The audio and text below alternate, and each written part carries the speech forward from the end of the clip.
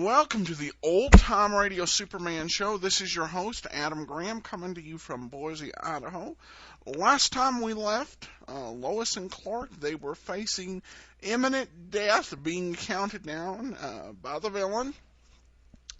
And now we're going to see what's going to happen and how they're going to attempt to knock them off. But before I get started, I do want to encourage you to check out Laser and Sword magazine, where we're going to have some new stories posted tonight and tomorrow, as well as we expect to soon have expect to have issue 5 ready for publication soon. So please check that out, as well. Lasersword.adamsweb.us. And please check out our store, lulu.com/lasersword, where you can purchase a copy of our Laser and Sword Annual Edition. If you got any comments on the show, feel free to email me, adam@adamsweb.us, and please cast your vote for me at podcastalley.com. The support is much appreciated. But without any further ado, let's go ahead and get into the $5 million Gold Heist, Part 3. Presenting the transcription feature, Superman! The sky! Look! It's a bird! It's a plane! It's Superman!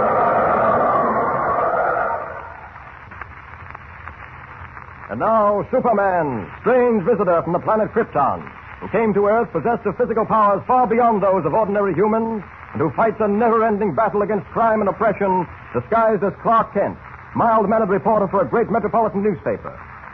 As you remember, Lois Lane and Kent, assigned to cover the arrival of a specially built armored car bearing $5 million in gold, ran into a baffling mystery when it was discovered that the car had disappeared, apparently vanished into thin air before it reached Metropolis.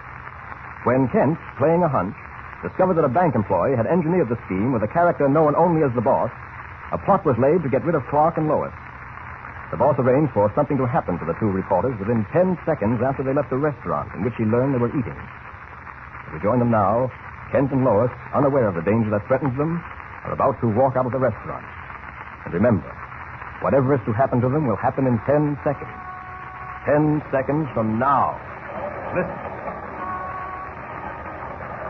It'd be good to walk on a brisk night like this. Yeah. You know, Clark, the more I think about that freight car vanishing along with $5 million in gold, well, the more confused I become. Confused is hardly the word. How a specially armored car with a crew of men inside it could possibly disappear without a trace? Look out! That truck going! Quick, look out!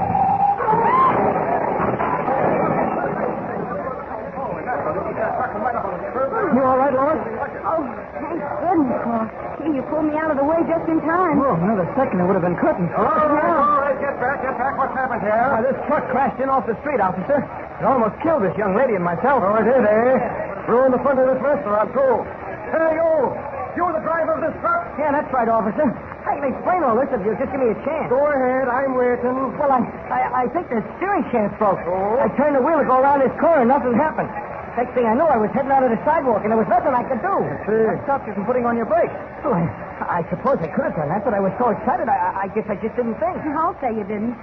Clark, where are you going? I'll be back in a minute. Honest, officer, it wasn't my fault. no. My company will pay for the glass window I crashed into. Let me see your license and your registration while you're about it. Oh, sure.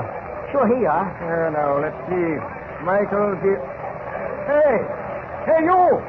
What are you doing up in the seat of that truck? I just wanted to see what really had gone wrong with this truck, officer. Well, the law will take care of that. Now get down out of there. Come on, get down. Okay. Now. Well, let's have a look at this license again. Well, officer, honest, you can't blame me. I couldn't do it. Maybe not, and then again, maybe you could. Anyways, I'll have to give you a summons. You can explain it all to the judge in the morning. Now, come on.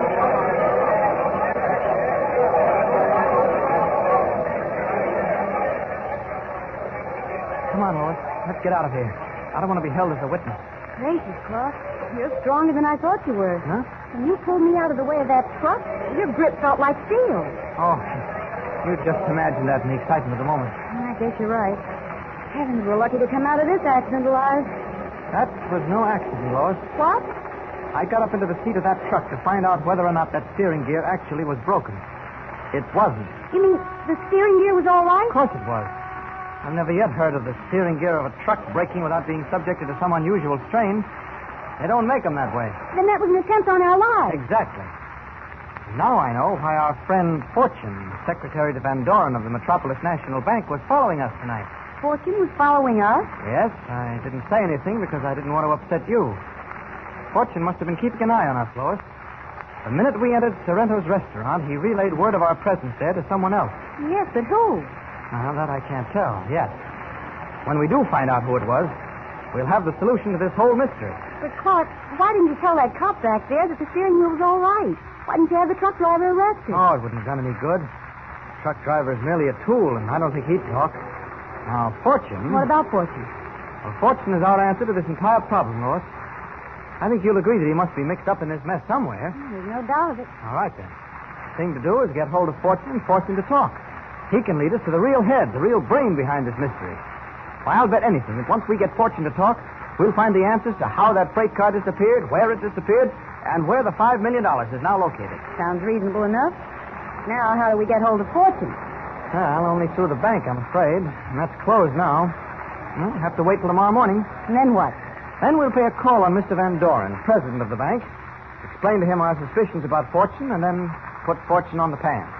And you think you can make Mr. Fortune talk? No, but I imagine Mr. Van Doren can.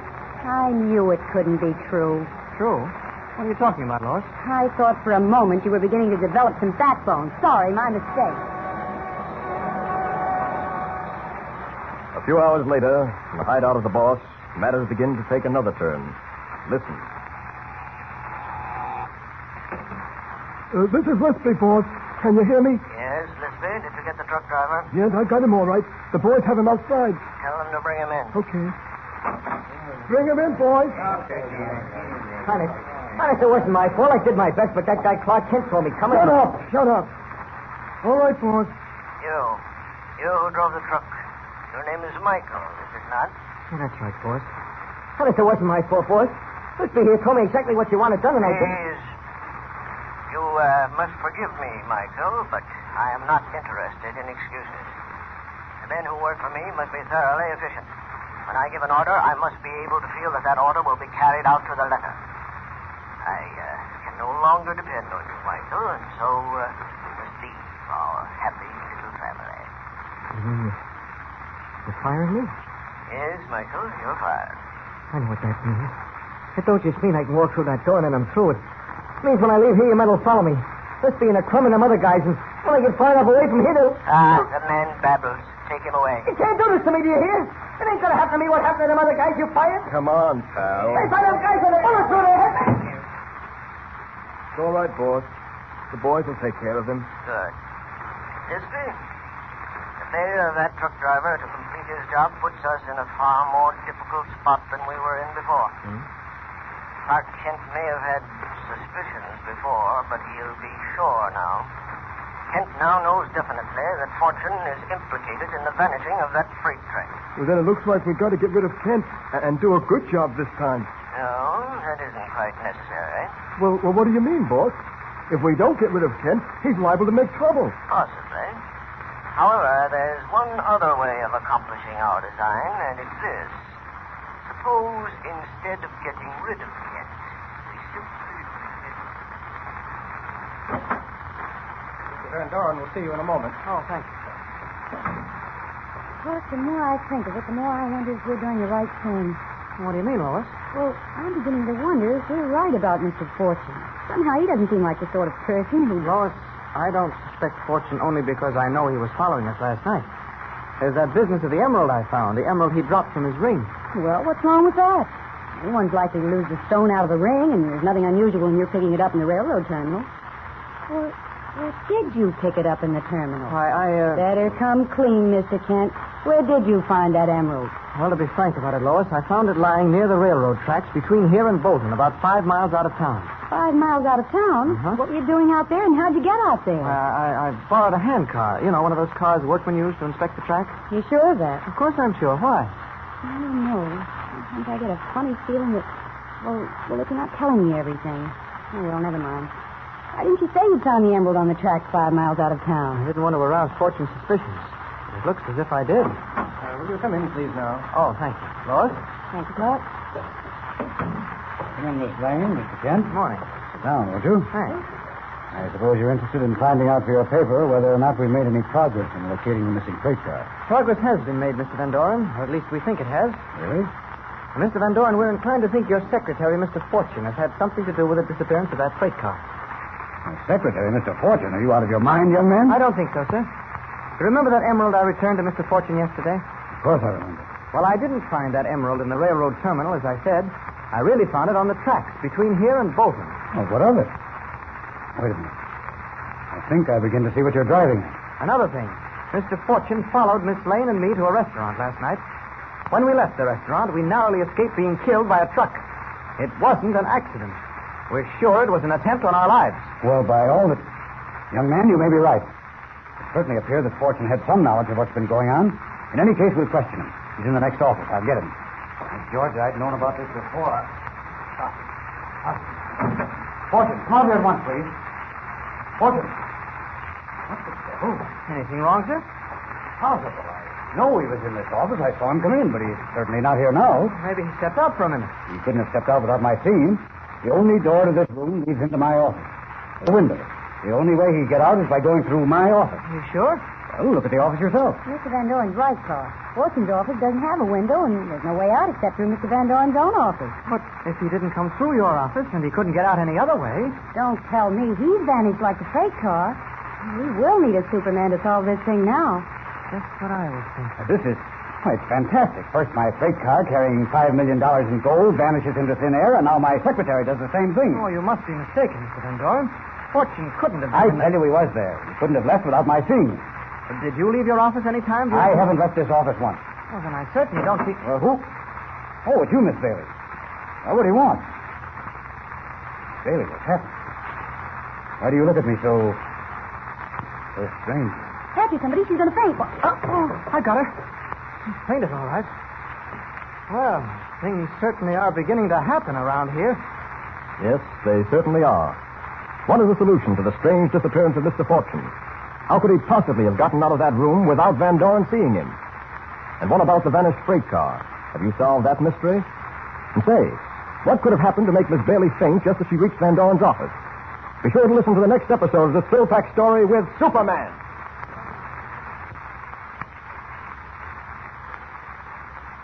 And remember, tune in the next thrilling installment of the transcription feature, Superman.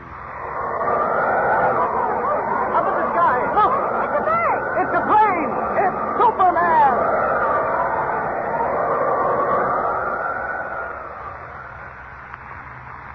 Superman is a copyrighted feature appearing in Action Comics magazine.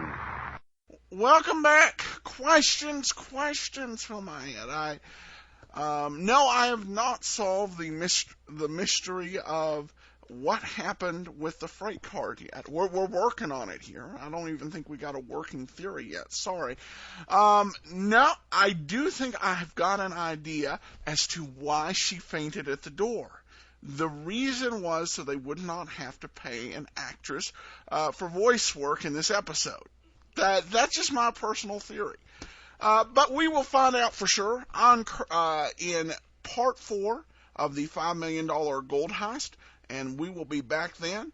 I should note, this is actually the last episode of November of 1940, so our next episode, it will be December, the 12th month of Superman on the radio. And, of course, this is the 14th month of our show, so... there's a little bit of a difference there because we started on January 1st. Last year they started on January 1st of 1940. The big difference is that they did 3 shows a week. We do 2 shows a week. So we're going to be a little bit behind, but that'll just make it last longer. All right, well, that's it for this episode of the show. Again, please cast your vote for us at podcastalley.com, and feel free to send me an email, adam@adamsweb.us. For now, this is your host, Adam Graham, signing off.